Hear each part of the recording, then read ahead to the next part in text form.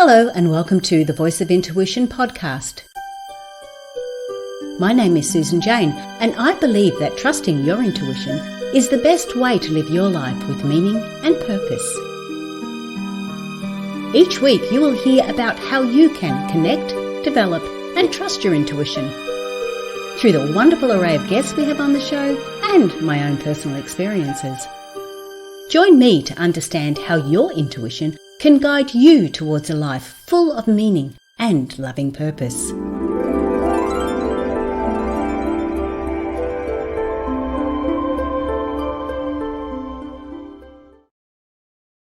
Hello and welcome to the Voice of Intuition podcast. My name is Susan Jane and I'm your host for the podcast. And I would love to ask you to subscribe, like, or share the podcast so we can get this information out to a lot more people that need it.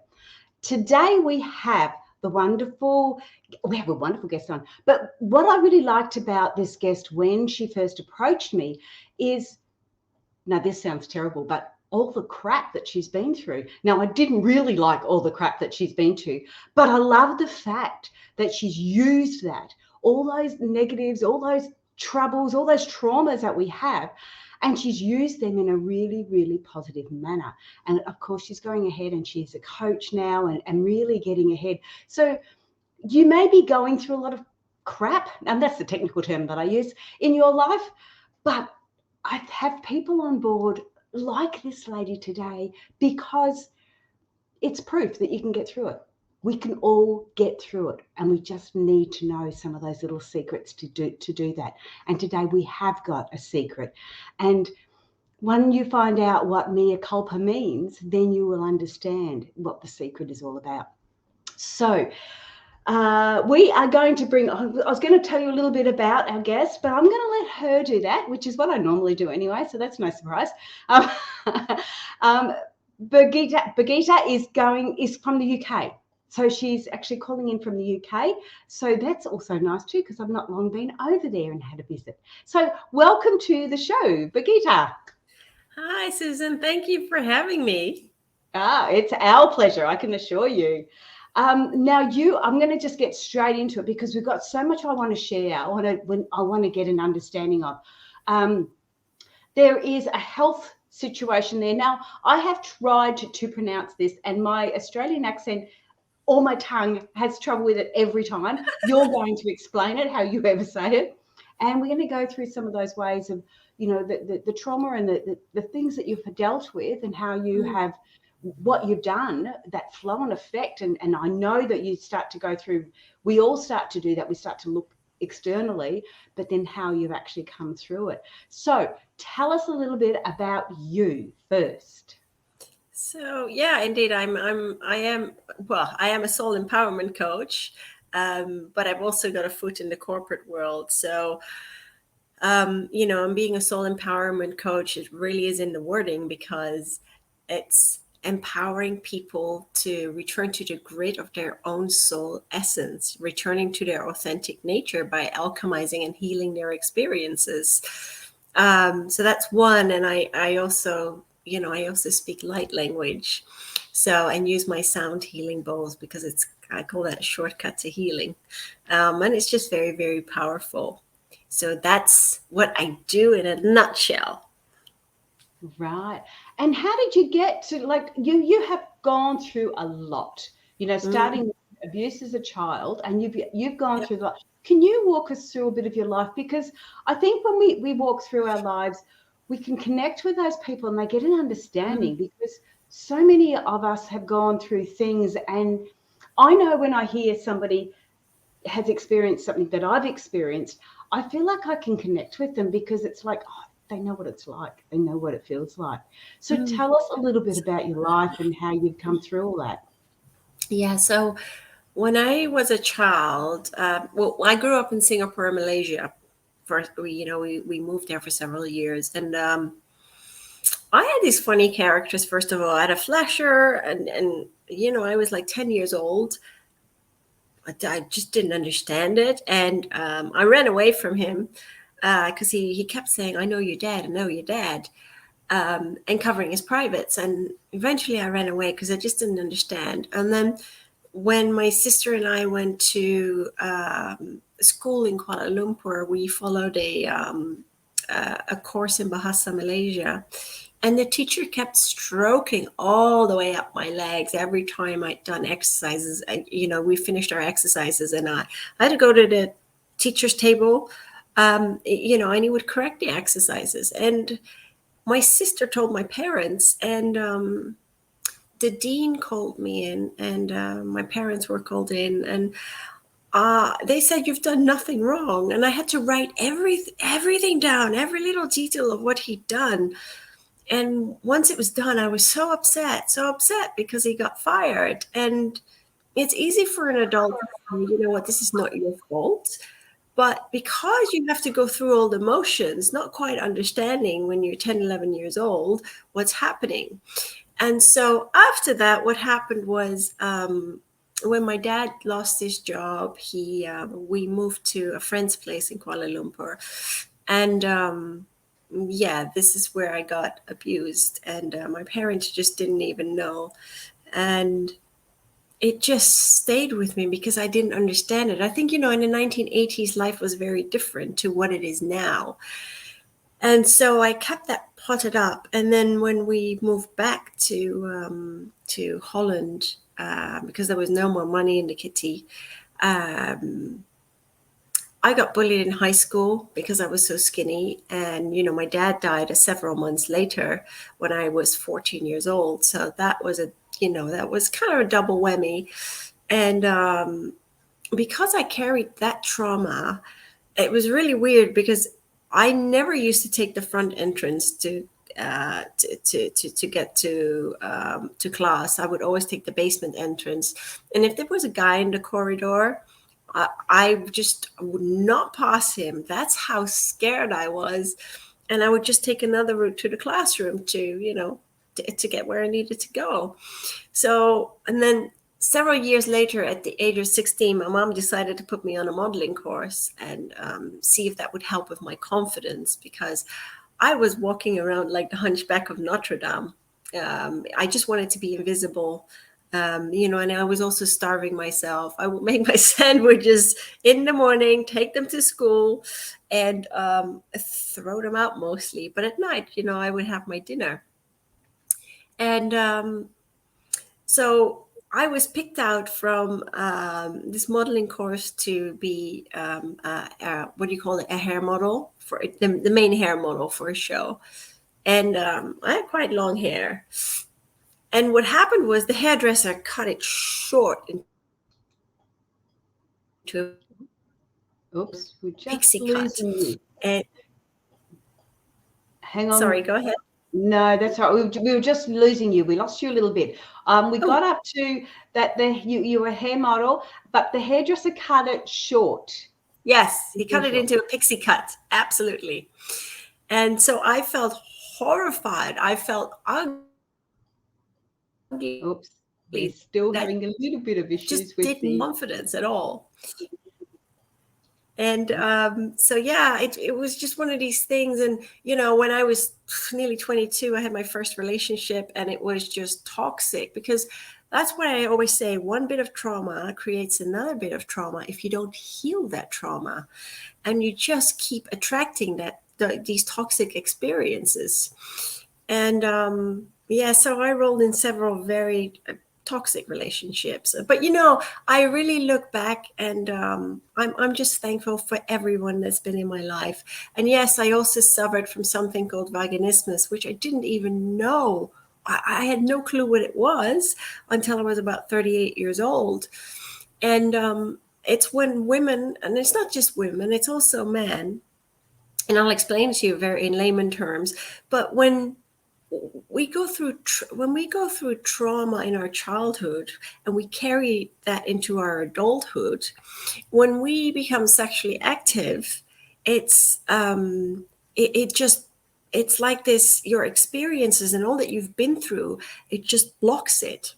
And I always say it's like this little hypothalamus within our brains, which it archives all our experiences. And so when something invasive enters your body, it's like, oh, it looks in the archives of your mind and it's like, oh, no, it's associated with this traumatic experience, boom, and it blocks it. And it's something that's, I think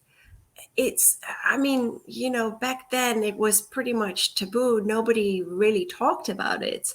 But that's why it's so important to heal the trauma and to move forward with your life.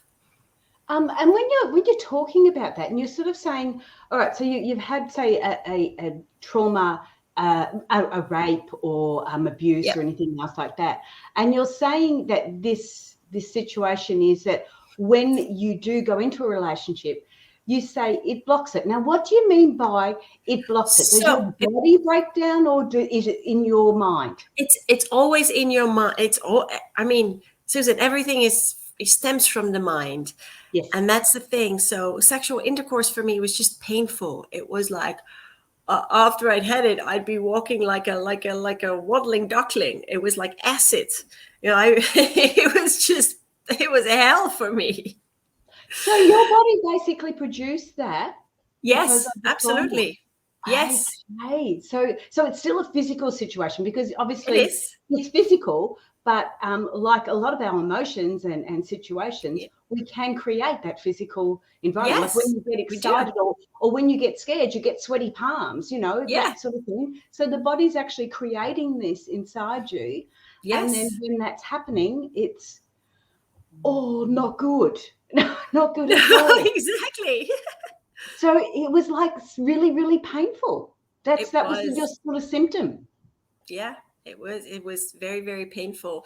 And when I went to the hospital, they gave me dilators, and I remember my last ex, he just made fun of it, and I just chucked them out because that just wasn't helping me. I look back at it now, and I'm okay now.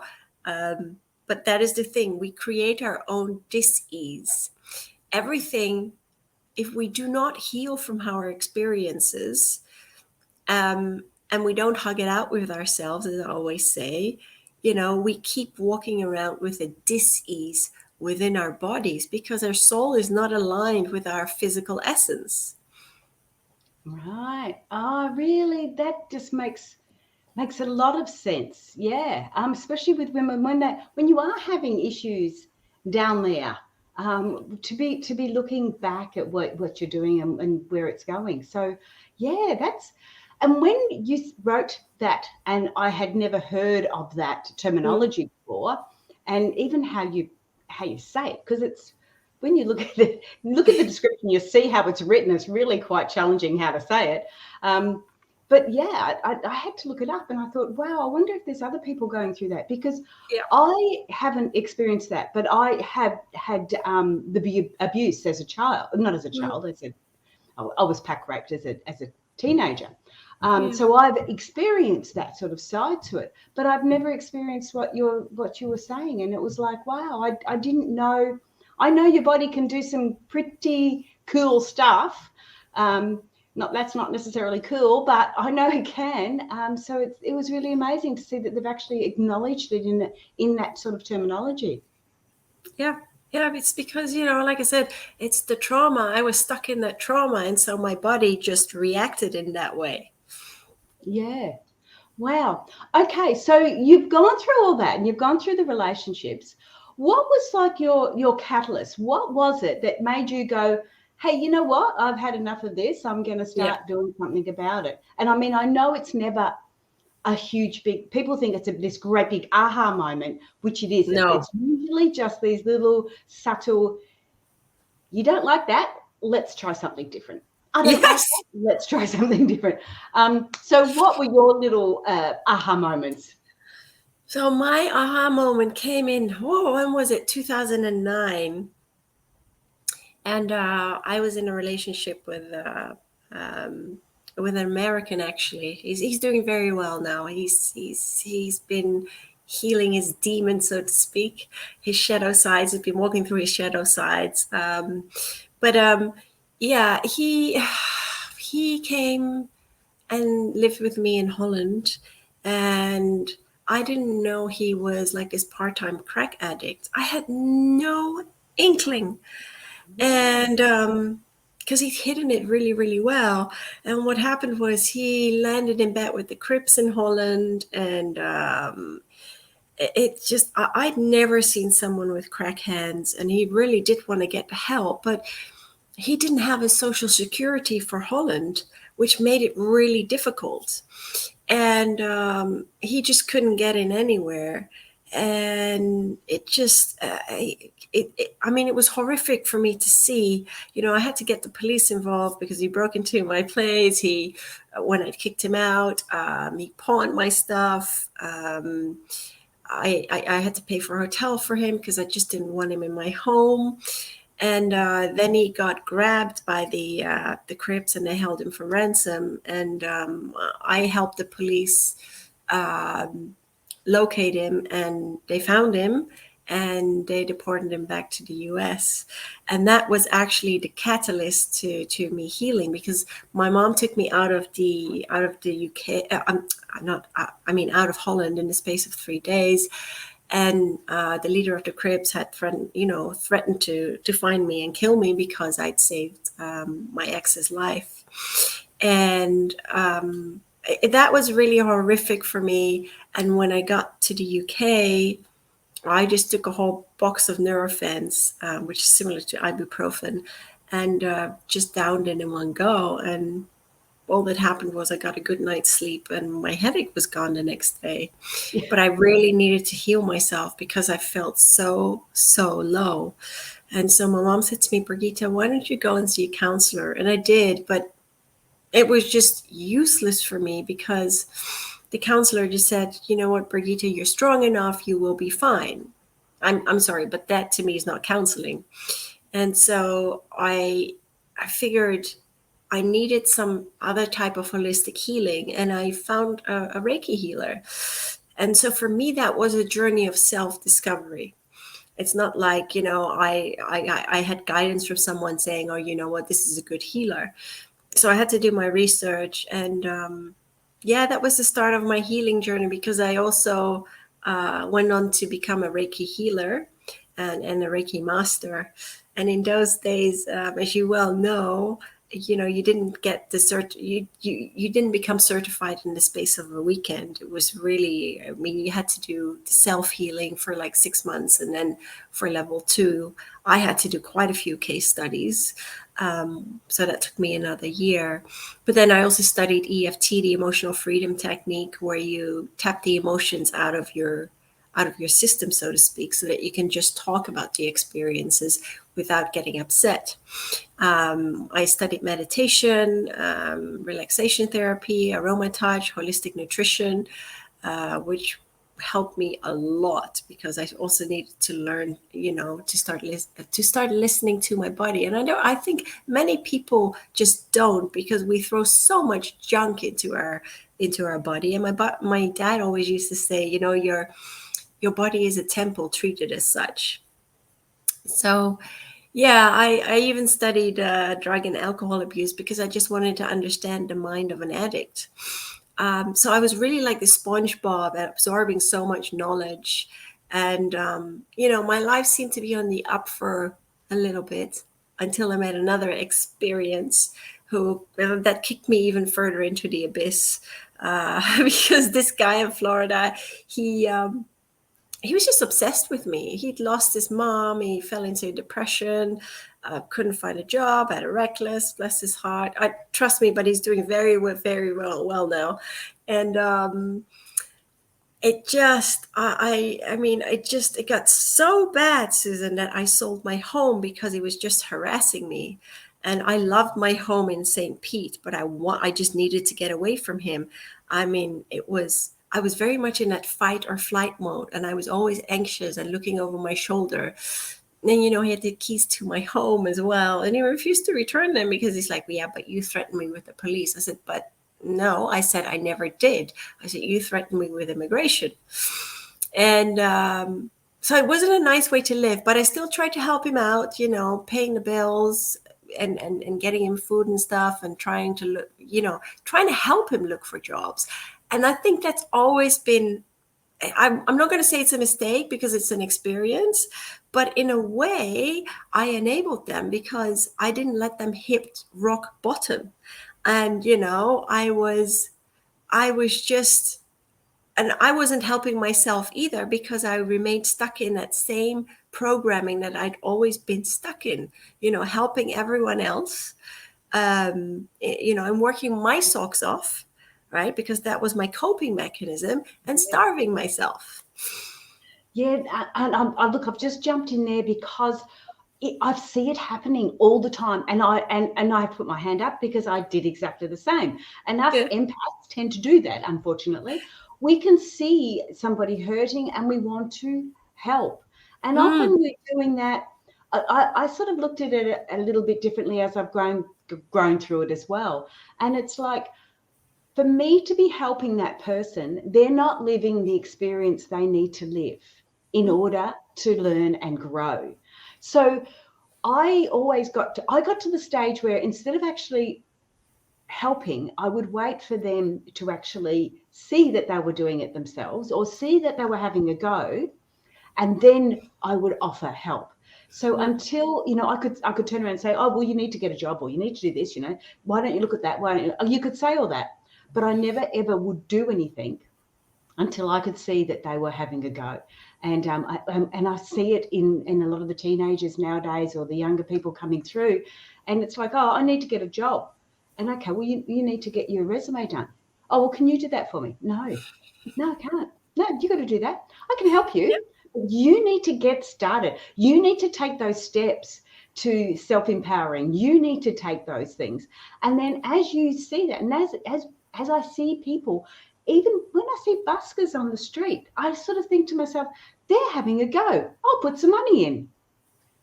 But when I see somebody sitting around the pub having a drink thinking, oh, woe is me, I can't get a job, or I can't do this, or I can't do that, then you go, well, hang on, I can't see that you're actually doing anything apart from whinging and grizzling and being annoying.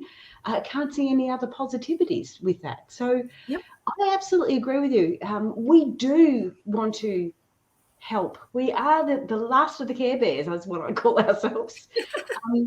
But it can be so detrimental, not only to us, but to the person we're actually trying to help. Yeah, because, Susan, we stump our own growth, but we also stump that person's growth.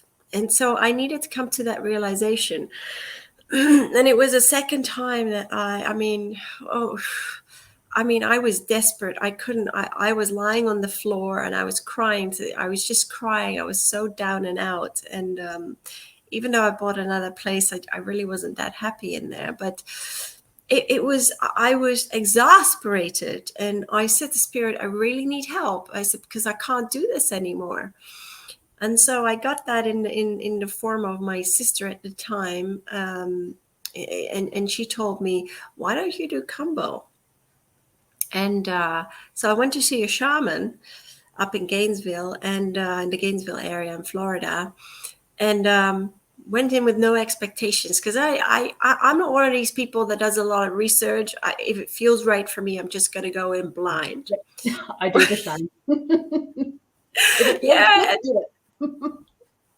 And that was very, very powerful. And I'll explain very quickly what Kambo is, because not a lot of people know it. But it's you get either on your arm or on your leg, you get four. I think it's I have 3 or 4 points that are the top of your skin is burned off, so to speak. 4 points, and the shaman puts on the Kambo frog poison, and these little frogs, nocturnal frogs, live in the Amazon forest, and the shaman scraped the poison from the monkey tree frog, but none of the frogs die, and so these the poison was put on these points, and thank heavens I had a happy yellow bucket right next to me, because I was purging like no tomorrow.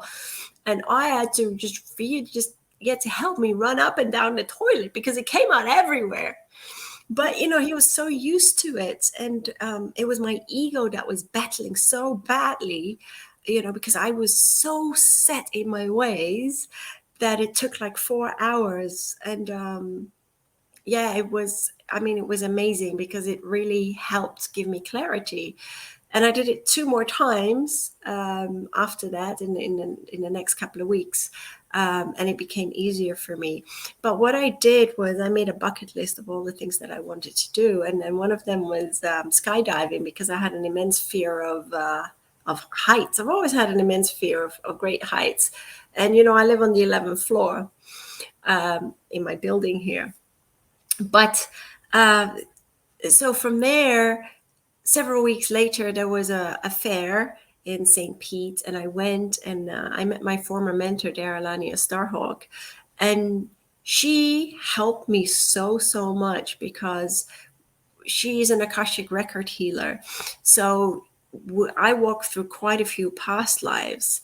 And hang on a minute, Birgitta. I want to explain to people, because a lot of people don't know what the Akasha lives are, or the Akasha. Oh gosh, I forgot what the names are called. But a lot of people don't understand what that is. Can you just explain that a little bit? And why I want to do that is because what you've talked about a lot of healing modalities that you've gone through. And this is when I said to you, we don't usually have a big aha moment. We have a catalyst of what will send us that way. But we have to do, when you said we have to do our research, I often think, well, that's getting on the computer and researching. But no, when we're doing our research, it's experimenting. It's trying different modalities to get an understanding. And like you said, was it Como you said? Combo.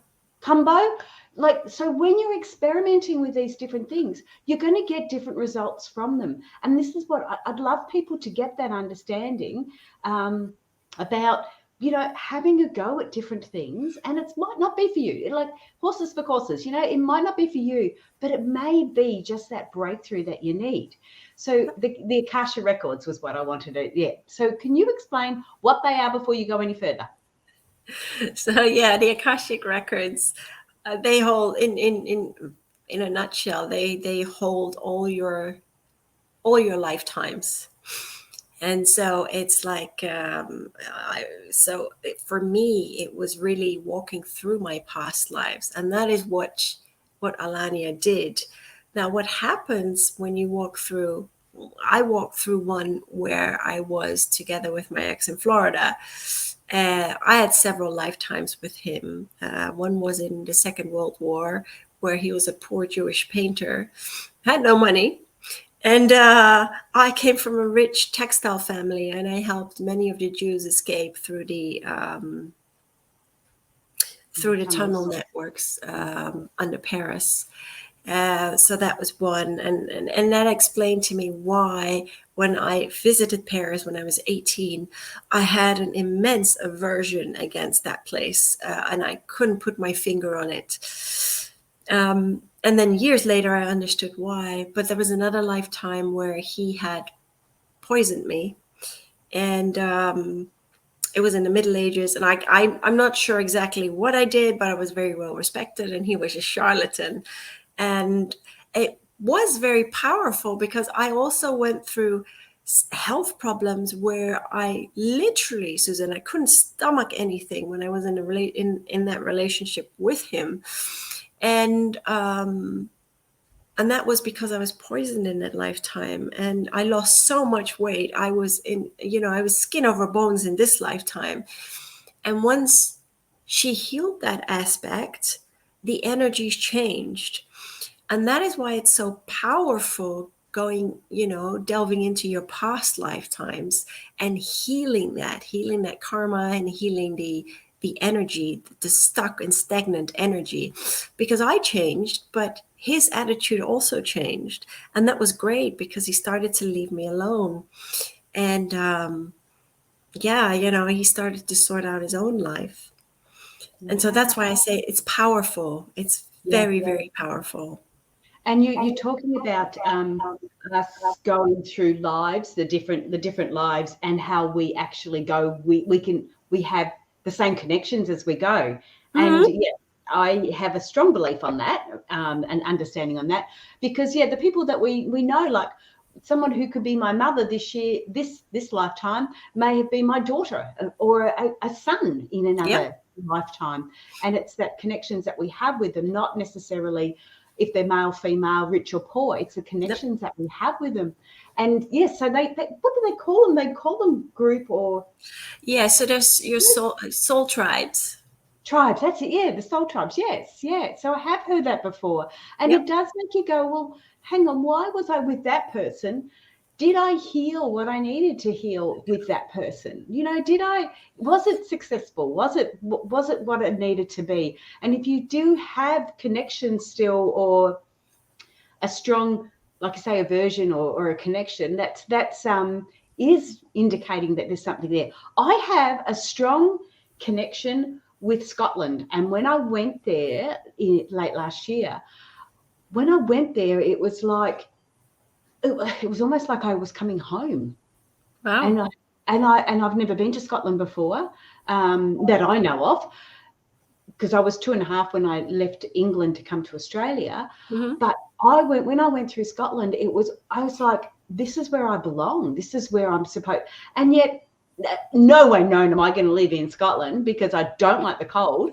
And yet the whole feeling was exactly that. It was like, wow, this feels so nice. So I'm actually going to organise to do a trek through Scotland. I don't know how that's going to happen because we're doing the Camino walk this year, but I'd love to do a trek through Scotland because it's calling me for some reason. And now that you have spoken about that again, the little aha moment just went off, and it's like, well, obviously I've been there. Obviously that's part of my past lives as well. Yeah. Go do it. I'm going to. But anyway, that's gonna. So what I want to ask you now is that, so we've got this understanding of how you're going through it. You had a little mantra that you wrote on your bio for me, which was the mea culpa, and I'd not heard that before either. I did look it up because I'm a little bit of a nerd and I like doing things like that. So I looked it up to get an understanding of it, but I'd love you to explain it in your terms, what it means and how that's really helped you. Yeah, so I use that a lot, actually, mea culpa. So it means, it does mean like through my fault, you know. And it means like, oh, you know, I've done it. And I always say when I say that, it's about taking responsibility for your life, you know, and seeing, I wouldn't say the error of your ways, but understanding the experiences and healing from that. That's what it's in short. So, and the other thing, how I see that is never be ashamed of any of the experiences you've gone through, or if you feel like you've made mistakes, never be ashamed of it, because everything in life is an experience, and you're here to learn, and you're here to return to a love of yourself and each other. And the only way you're going to do it is by ditching all the labels, you know. And I think that's just, and the fear, because fear is just something that's in your mind. Okay, I love that. Yeah, and I love that idea. The mea culpa is where you start to sort of take ownership. And one of the things that I've always looked at is that if there is a situation happening, I say how much of that is my fault? How much of that is mea culpa? How much is my fault? Yeah. And because anything that's your fault that you can lay claim to, you then have power to change it. Absolutely. If you can't, if it's not your fault, if you want to blame the guy down the road for driving on, you know, the grass, or if you want to blame the government, then you give anybody else you want to blame, you give power to. Yeah. But when I turned around and started going, okay, my ex-husband was a big drinker. How is that my fault? What part of that is my fault? And I'd go, okay, maybe he's going to the pub every night because he doesn't want to come home to me, because maybe I'm not looking pretty enough. Maybe I'm not cooking dinner enough. Maybe I'm not doing this. Maybe I'm not doing that. And I would go right through everything to find out what snippet of that could have been my fault, and can I change it? And that's what I did. So I started to tidy myself up. I started to make dinner. I started to do this. And then he would phone up and go, well, what's for dinner? And I'd say, and he didn't like that, so he didn't come home. So I got an understanding of, okay, so I've changed a lot of the stuff, which he really should have been looking at, but I have looked at it for myself. I've done the mea culpa, and I have gone, okay, if that's not going to make him change, then obviously I have no control over him going to the pub and drinking. And so I could allow that to go. That was no longer my problem. It was no longer my control. And if I stressed and worried about it, I'm not going to achieve anything. So I got on with my life. And that was one of my things that I started to do. And then I started to step through my healing journey, and I started to go through all those learnings and that understanding of it. And that was how I dealt with it. I had to let go of the stuff we don't have control over.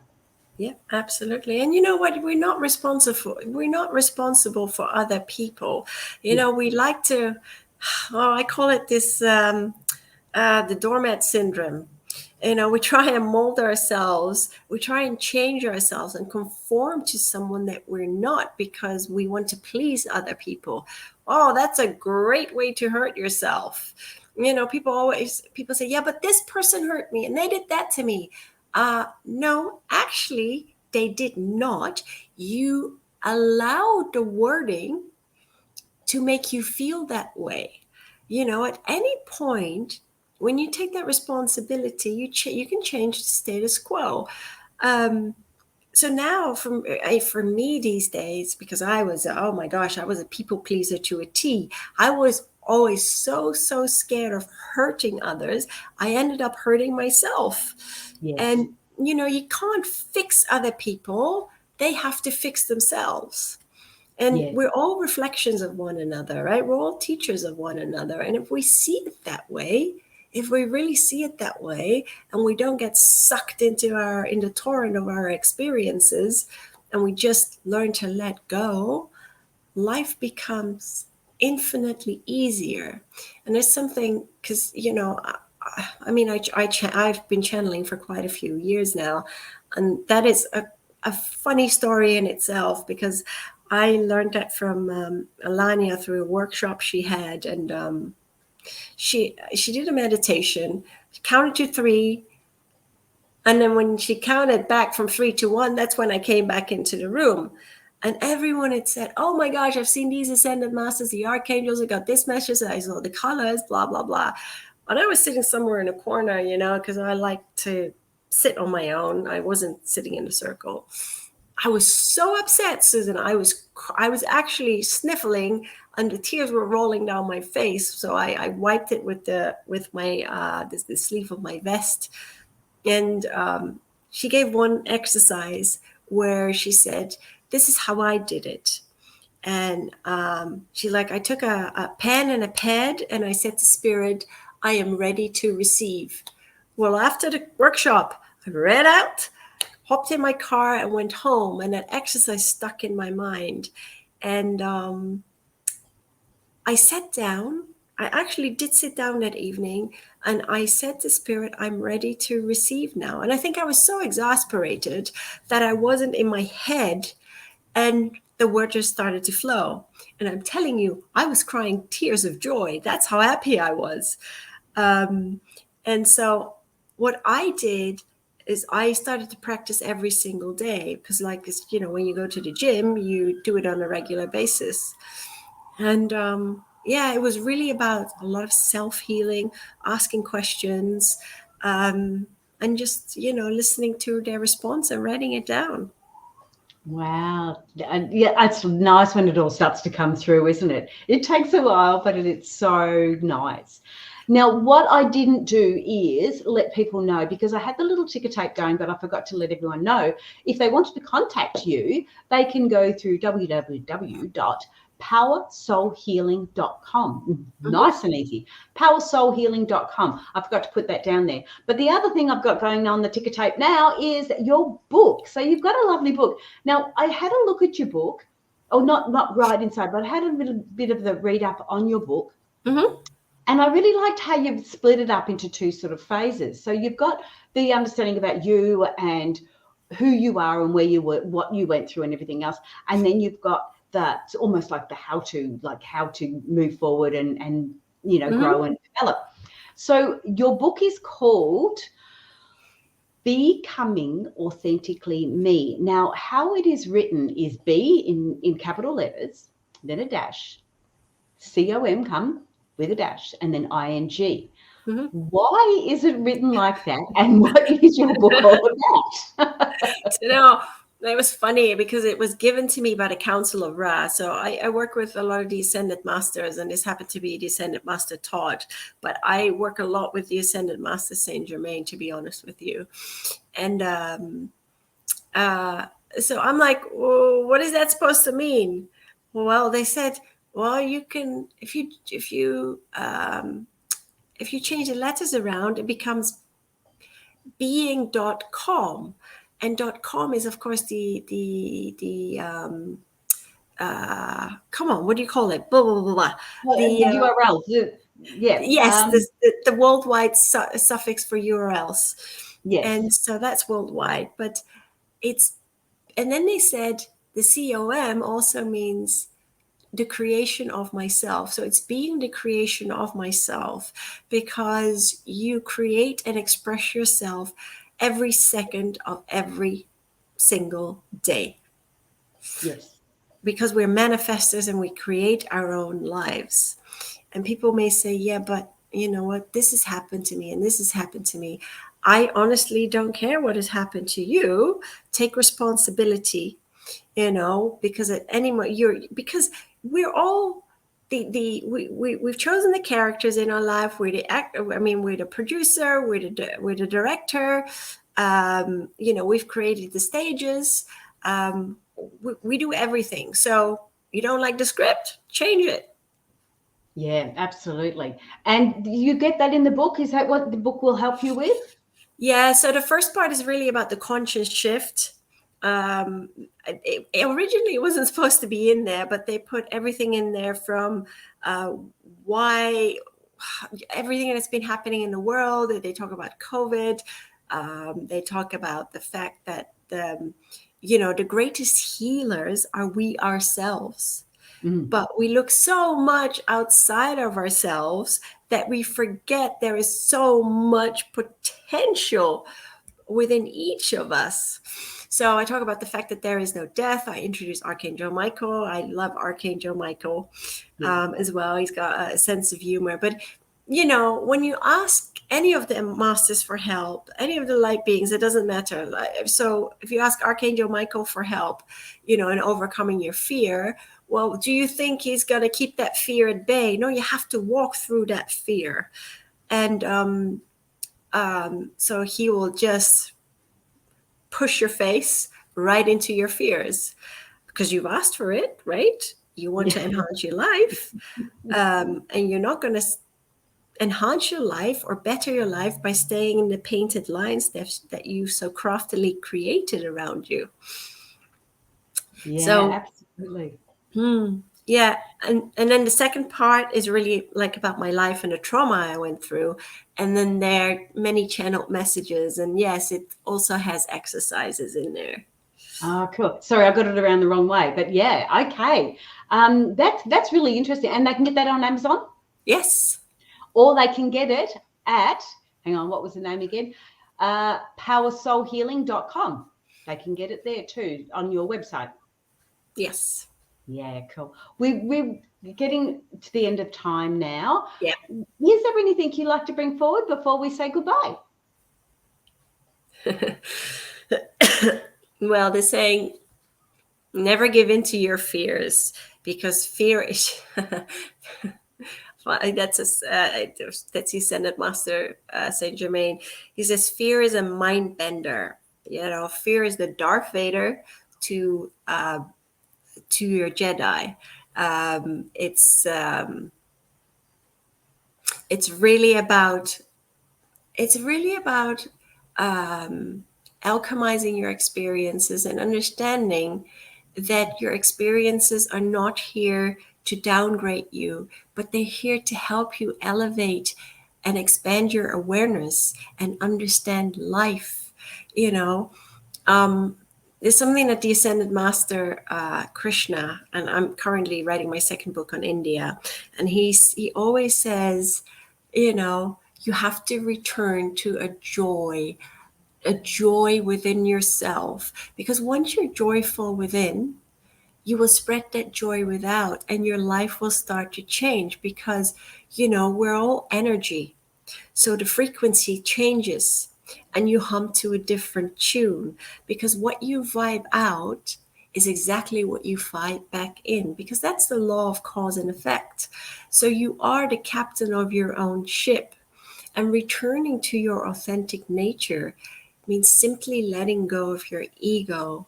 It means letting go of the conditioning, unlearning everything that you have learned, and returning back to the basics of yourself. Yeah. And when I say the basics of yourself, it also means that, you know, when you listen to people, you hold space for them and you accept them and you embrace them and you love them just as they are, because we are all on different, you know, at different levels of consciousness, different levels of awareness. And that is okay, because if we were all the same, how could we ever learn from one another? So conquer your fears and start living a life that is in tune and in harmony with your soul essence. Oh, that was lovely. And my heart chakra was just beaming then. Oh, that was lovely. You could hear the coming through, the channeling coming through. Beautiful. Thank you so much for that. You're welcome. Have a look at the website, guys. All right, I have to say goodbye. Stay on the line and I'm going to chat with you again in a sec. Hang on, let me do this. Press the right buttons. Check out the website. You really got to check out that website. So it is Power Soul Healing. Make sure I've got that right. Power Soul Healing. Let me have a look again. powersoulhealing.com. Yeah, for sure. Have a look at it. It's beautiful. It's a beautiful website to start with. But you'll get the book on there and get a bit more understanding. Follow Brigitta. I keep saying her name wrong. I do apologize. Follow Brigitta. I think she's on all the socials. I can't remember if I checked that all out, but follow her and get an understanding, because if you're going to get tidbits like that, beautiful channeling like that, you just can't go wrong. It's amazing. But that's it for today. Follow, share, like the podcast, and we'll get some of that beautiful channeling out to everyone else as well, which would be really nice. I'm Susan Jane. Thank you for joining us, and we look forward to seeing you next week. Bye for now.